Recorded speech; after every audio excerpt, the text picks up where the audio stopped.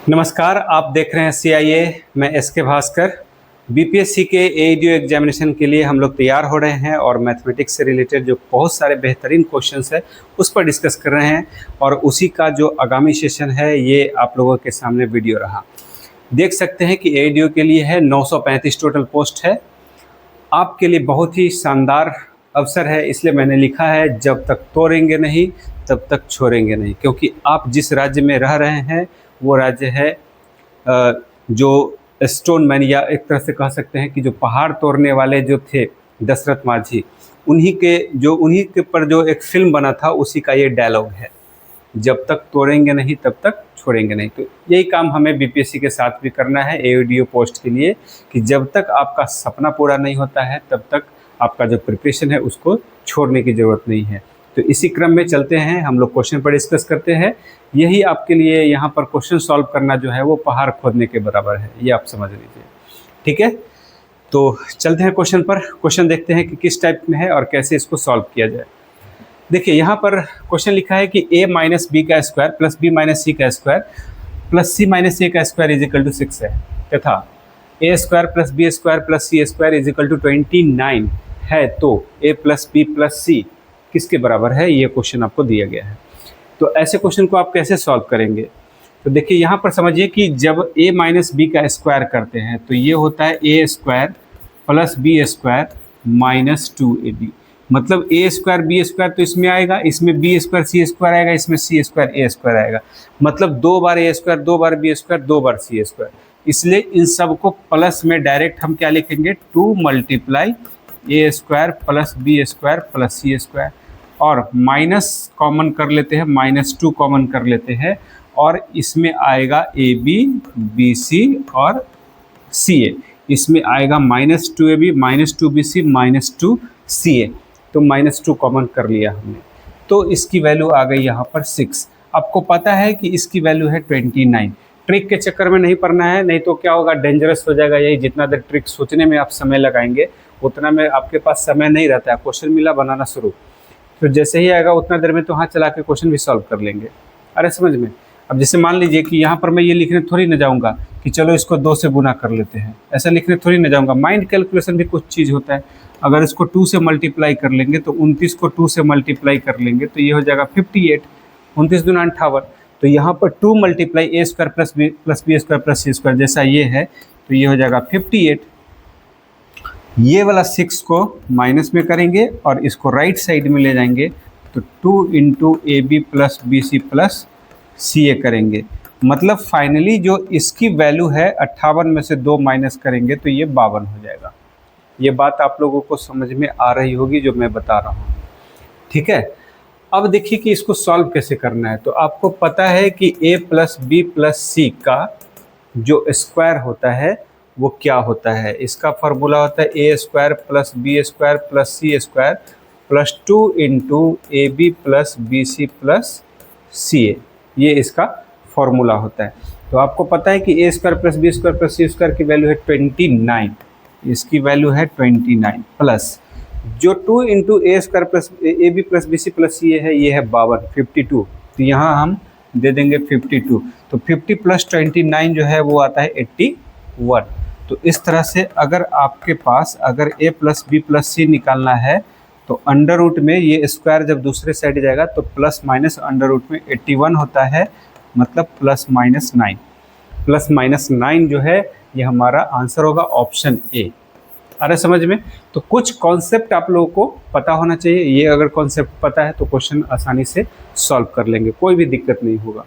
और जो लोग प्रैक्टिस ज़्यादा करेंगे तो ये कैलकुलेशन उतना ही ज़्यादा आ जाएगा। जैसे मान लीजिए कि नया चीज़ कोई चीज़ सीखते हैं ना, तो वो उतना ही टाइम कंज्यूमिंग होता है, उतना ही ज़्यादा वो बहुत सी थका देने वाला प्रोसेस होता है। लेकिन जैसे ही बार बार प्रैक्टिस करते हैं तो वो थकावट धीरे धीरे कम हो जाता है और जो सीखने की प्रक्रिया जो है वो फास्ट हो जाती है, आसानी से आप समझ सकते हैं कोई भी क्वेश्चंस को। ठीक है, तो उम्मीद करता हूँ ये क्वेश्चन समझ में आया होगा। अब देखिए इसी क्रम में अब ये है टाइम एंड डिस्टेंस से रिलेटेड क्वेश्चन। देखिए टाइम एंड डिस्टेंस जो बेसिक वाला है वो मैंने और भी वीडियो में बताया है, आप लोग का अगर डिमांड रहेगा कमेंट बॉक्स में आप ज़रूर बताएंगे तो इससे रिलेटेड और भी कुछ बेसिक कॉन्सेप्ट जो है वो आप लोगों को मैं दे दूंगा। यहाँ एक तरह से एडवांस लेवल टाइप का ये चल रहा है कि क्वेश्चन अगर आता है तो उसको फटाफट कैसे सॉल्व किया जाए, उस पर हम लोग बात कर रहे हैं यहाँ पर। तो यहाँ देखिए क्वेश्चन क्या है कि दो रेलगाड़ियाँ x तथा y क्रमशः 100 किलोमीटर प्रति घंटा है 100 किलोमीटर पर आवर व 60 किलोमीटर पर आवर की गति से एक ही दिशा में होता है ना, तो रिलेटिव स्पीड जो होता है वो माइनस करते हैं, और अपोजिट डायरेक्शन होता है, उल्टा डायरेक्शन होता है, तो दोनों स्पीड को प्लस कर देते हैं, ये याद रखिएगा। सेम डायरेक्शन में माइनस, अपोजिट डायरेक्शन में प्लस, ये याद रखना है। तो गतिमान है रेल। अच्छा, ये पढ़ते पढ़ते ये चीज़ें जो है ना हमारे दिमाग में दूसरा साइट में जैसे होता है ना कि ऑक्टा कोर प्रोसेसर मोबाइल वगैरह में होता है, मतलब एक फाइल खोलते हैं तब तक दूसरा फाइल भी खोल के उस पर काम चलते रहता है, तो ऐसा ही माइंड है कि एक बार हम पढ़ते रहते हैं तब तक जो पढ़ चुके होते हैं उसमें क्या है वो दूसरा माइंड जो है कैलकुलेशन करना शुरू कर देता है। तो ये प्रोसेस जो है आप करते रहेंगे ना तो क्वेश्चन फटाफट बनेगा। रेलगाड़ी वाई में बैठे हुए एक व्यक्ति को रेलगाड़ी x 9 सेकंड में पार करती है। तो सीधी बात है, x जो है फास्ट है तो वही पार करेगी ना, तो फास्ट के अकॉर्डिंग हम लोग करेंगे। तो अब ये लिखता है कि रेलगाड़ी x की लंबाई क्या है। यहाँ पर जो रेलगाड़ी की जो लंबाई है ये डिस्टेंस का काम करेगा। रेलगाड़ी की लंबाई क्या करेगा, डिस्टेंस का काम करेगा। तो जब आपसे अगर लंबाई पूछा जा रहा है तो फॉर्मूला क्या होगा, दूरी बटा चाल, मतलब कि डिस्टेंस इसमें क्या होगा, स्पीड है ना, तो स्पीड मल्टीप्लाई टाइम, क्योंकि स्पीड दिया हुआ है और ये टाइम है, मतलब कि जब चाल होगा चाल गुना समय बराबर होता है दूरी, और दूरी जो है वो लंबाई का यहाँ काम करेगा। तो इसका मतलब मैं लिख देता हूँ यहाँ पर थोड़ा सा ताकि आपको समझ में आएगा, चाल गुना समय। हालांकि ये लिखने की ज़रूरत नहीं है, लेकिन कुछ स्टूडेंट्स के लिए जिनको समझ में ना आए उनके लिए मैं लिख दिया हूँ। अब चाल क्या है, रिलेटिव स्पीड है, ये ध्यान रखिए।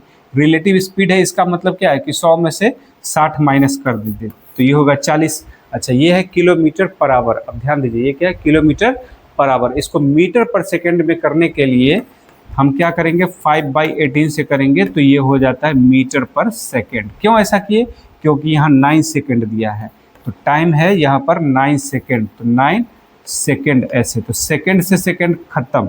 अब जो भी आएगा वो मीटर में आएगा, लंबाई जो होगा ट्रेन का वो मीटर में होगा। तो 9 दूना 18, 2 से कटेगा, 2 से 40 जो है वो 20 टाइम में कटेगा, 20 टाइम 25 जो होता है 100, यानी 100, और ये मीटर है यानी 100 मीटर का वो ट्रेन होगा। तो ऑप्शन बी में 100 मीटर है, option b is the right answer. क्या लगा इसमें, वो फार्मूला मैंने लिख दिया, चाल गुना समय, नहीं तो ये एक लाइन में सीधे बस लिखना है, काट पीट करके आंसर कर देना है। और देखिए क्वेश्चन है यहाँ पर लगभग 2.5 लाइन का है, पढ़ने में टाइम लगेगा। देख लेंगे कि अरे एक ही डायरेक्शन में है तो सोचने में भी टाइम लगेगा, और कॉन्सेप्ट क्लियर है तो बस बनाएंगे और एक लाइन में बन गया, और बेसिक कॉन्सेप्ट से बना, कोई ट्रिक नहीं। तो इसीलिए बेसिक कॉन्सेप्ट जितना आपका स्ट्रांग होगा, बोला जाता है ना कि आपका जो जैसे कि एनसीईआरटी वगैरह जो आईआईटी या मेडिकल एग्जामिनेशन का जो प्रिपरेशन करते हैं स्टूडेंट्स, तो एनसीईआरटी बुक्स पढ़ते हैं, या यूपीएससी का जो सिविल मतलब तैयारी वगैरह करते हैं जीएस वगैरह का, तो एनसीईआरटी पढ़ते हैं पहले। क्यों पढ़ते हैं, क्योंकि बेसिक कॉन्सेप्ट क्लियर हो जाए। अगर बेसिक क्लियर है तभी तो उसके बाद एडवांस लेवल आप समझेंगे। तो यहाँ भी वही चीज़ें हैं, बेसिक अगर आपका क्लियर है तो बहुत सारे क्वेश्चन बेसिक से ही बन जाते हैं, ट्रिक वहीं से आता है, बेसिक से ही आता है, ये चीज़ें ध्यान रखना है। चलिए नेक्स्ट क्वेश्चन की तरफ चलेंगे। क्वेश्चन क्या है ये समझते हैं पहले। लिख रहा है कि दो व्यक्ति है x तथा y एक ही मार्ग पर किसी स्थान P से, मान लीजिए कि P कोई स्थान है, P से Q के लिए, Q यहाँ पर कोई स्थान है, Q के लिए क्रमशः पूर्वाह्न मतलब सुबह में 7 बजे तथा पूर्वाह्न 7:10 में निकलते हैं। एक 7 बजे निकलता है और एक 7:10 में निकलता है, ठीक है। x जो है वो 4.8 किलोमीटर प्रति घंटा के स्पीड से चलता है, यानी 7 बजे जो चलता है वो 4.8 के स्पीड से चलता है, और जो 7:10 यानी जिसको लेट हो गया है 10 मिनट, वो 6 किलोमीटर प्रति घंटा के स्पीड से चलेगा। मतलब ज़्यादा चलेगा तभी तो आगे जाके कहीं पकड़ लेगा, उसको फास्ट चलना पड़ेगा।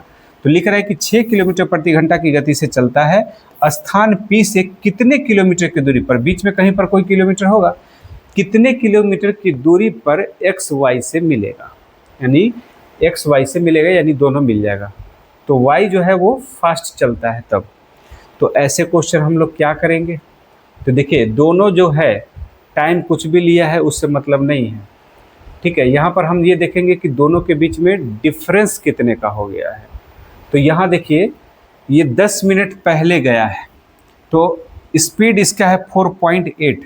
कहने का ये मतलब हुआ कि 1 घंटा में यानी कि 60 मिनट में अगर यह 4.8 जाता है, ठीक है, तो बताइए 10 मिनट में कितना जाएगा। तभी तो ये 10 मिनट जो है एक्स्ट्रा टाइम मतलब वो निकलेगा। जब ये दूसरा वाला जो है y वाला जब यहाँ से स्टार्ट करेगा तब तक x वाला कहीं आगे गया होगा, तो उस दोनों के बीच में कुछ तो डिस्टेंस मेंटेन होगा, कुछ तो डिस्टेंस आया होगा। तो देखिए 6 से डिवाइड कर दिया ना, 60 में अगर हम 6 से डिवाइड करेंगे 10 तो 48, समझिए 48 में अगर 6 से डिवाइड करेंगे तो 8 छक्का 48 यानी 0.8, मतलब 10 मिनट में यह 0.8 किलोमीटर जो है वो चला जाएगा। ये मान लेते हैं थोड़ी देर के लिए कि यहाँ चला जाएगा, तो 0.8 किलोमीटर का दोनों के बीच में अब डिफरेंस होगा। अब वही डिफरेंस मेंटेन करना है, वही डिफरेंस क्या करना है, इसको मेंटेन करना है, तभी दोनों आपस में मिलेगा। यानी वो दूरी जो है जो हो गई है उसको कम करना है, तो दूरी कम करना है। अच्छा, दोनों सेम डायरेक्शन में है तो क्या होगा, स्पीड माइनस होगा। उल्टा डायरेक्शन में होता तो स्पीड प्लस होता। तो हमें चाहिए अब क्या, समय।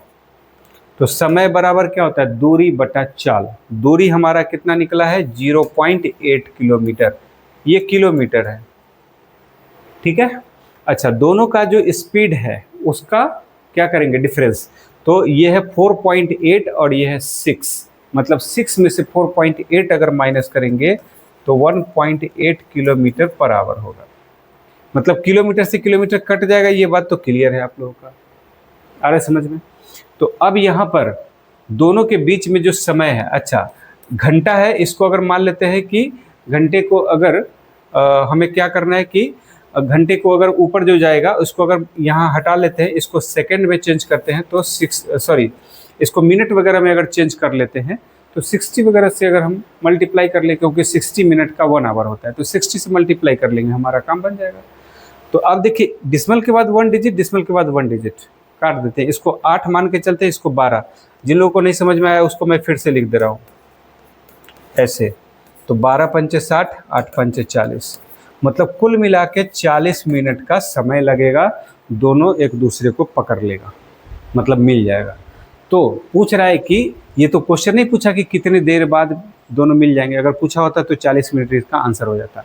क्वेश्चन पूछा है कि कितने किलोमीटर की दूरी पर एक्स वाई से मिलेगा। तो देखिए जो 7:10 जो जा रहा था, ठीक है, तो वो क्या होगा, वो जो है सो 7:10 की वजह से गया और वो 40 मिनट चला होगा, 40 मिनट चला होगा ना, क्योंकि ये जो डिफरेंस जो हो गया वो 7 बजे के बाद इसको भी हम 7:10 के पोजीशन में कर दिए, दोनों को हम 7:10 के पोजीशन में कर दिए कि 7:10 के पोजीशन के बाद कितना समय लगेगा।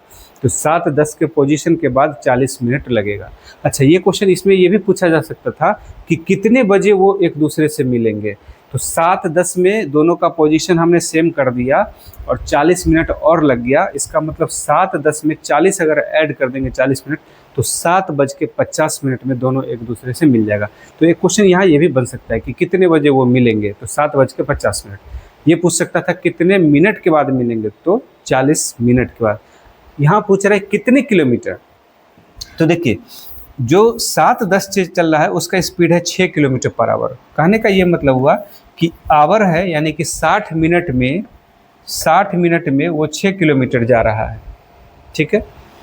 तो बताइए 40 मिनट में कितने किलोमीटर जाएगा, तो 4 किलोमीटर जाएगा। कैसे, 6 से 6 काट दीजिए तो 1, अब उसी 1 को 4 से गुना कर दीजिए तो इधर 4 तो इधर 4, तो इसका मतलब 40 मिनट में कितना जाएगा, वो 4 किलोमीटर। यानी 4 किलोमीटर पर जाकर के दोनों एक दूसरे को मिल जाएगा। यानी ऑप्शन सी में है 4 किलोमीटर, यही हमारा राइट आंसर हो जाएगा, ठीक है, कि 4 किलोमीटर पे जाके दोनों एक दूसरे से मिल जाएंगे। कितना आसान क्वेश्चन है, बस समझने के लिए इतना समय लग रहा है कि समझाना जरूरी है। अगर समझ लेंगे ना तो क्वेश्चन कुछ नहीं है, माइंड कैलकुलेशन है, आसानी से सॉल्व हो जाएगा, कोई हार्ड नहीं है इसमें। अब जैसे यहाँ एक क्वेश्चन है, देखने से देखिए ये लग रहा है 3.5 लाइन का क्वेश्चन है, कितना डेंजर जैसा लग रहा है, परसेंटेज है इसमें। और ये ऑप्शन देखिए कितना खतरनाक, 50:53, 51:53, 121:126, 121:125, कितना डेंजर जैसा लग रहा है। लेकिन पहले क्वेश्चन पढ़ लेते हैं, देखते हैं कैसे बनता है। कह रहा है कि x तथा y 2 कर्मचारी हैं, x का वेतन पहले 12% बढ़ाया जाता है, तत्पश्चात, पहले बढ़ाया जाता है, ध्यान रखिए, तत्पश्चात 10% घटाया जाता है। पहले बढ़ाया जाता है फिर घटाया जाता है। फिर लिख रहा है तथा y का वेतन पहले 10% बढ़ाया जाता है, तत्पश्चात 12% घटाया जाता है। जो लोग इंग्लिश मीडियम के होंगे ना, उसको भी आप समझ सकते हैं बढ़ाना को इंक्रीज और घटाना को डिक्रीज। ऐसा तो है नहीं है कि आप इंग्लैंड से आए हैं बिल्कुल हिंदी ही नहीं समझ में आ रही है, थोड़ा बहुत तो समझ ही पा रहे होंगे। ठीक है, जैसे इंग्लिश वाले चीज़ें जो है हिंदी मीडियम वाले भी कुछ लोग समझ लेते हैं, तो हिंदी वाले चीज़ें भी इंग्लिश समझ लेते हैं, तो इंग्लिश मीडियम वाले भी थोड़ा अगर ध्यान देंगे तो समझ में आ जाएगा। मैथमेटिक्स में उतना हिंदी इंग्लिश का कोई लोचा नहीं होता है। यदि दोनों के वर्तमान वेतन समान है, यानी कि अब जो है वेतन समान हो गया है, तो x और y के प्रारंभिक वेतनों का अनुपात क्या था, पहले क्या था। तो मान के चलिए x था, अब बोला है 12% बढ़ा गया, तो पहले 100 था तो 112 हो गया। तो क्या लिखेंगे इसको, 112/100, प्रतिशत है इसलिए बाई 100। अब इसको घटाया गया है, तो घटाया गया है तो इसका मतलब 10% घटा गया, तो 100 में से 10 घटा दिया तो 90 हो गया। ठीक है, y वाले का जो वेतन है, पहले मान लीजिए y था, अब इसको 10% पहले बढ़ा दिया गया है, तो इसका मतलब 100 का 110 हो गया है।